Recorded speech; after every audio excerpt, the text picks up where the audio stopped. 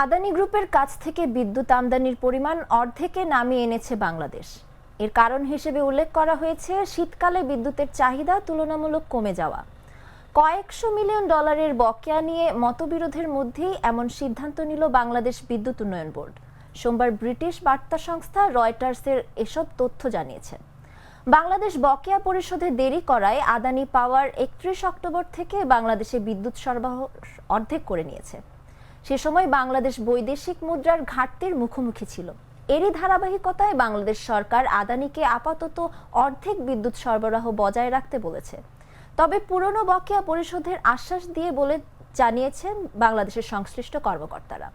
Bangladesh power development বোর্ডের chairman Mohammad Rezaul Karim বলেন, আদানি আমাদের সরবরাহ কমিয়ে দেওয়ায় আমরা একই সঙ্গে হতবাক ও ক্ষুব্ধ হয়েছি।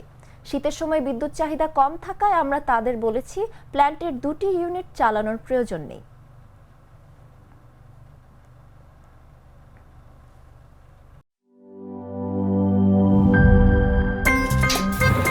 আমার একটা স্মার্ট সিদ্ধান্তে 25% গ্যাসের খরচ কমেছে। ভাবছেন কিভাবে?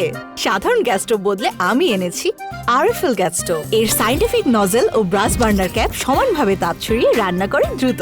তাই গ্যাসও বাঁচায় 25%, টাকাও বাঁচে 25%। আরএফএল গ্যাস স্টোভ, নিরাপদ ও গ্যাস সাশ্রয়ী।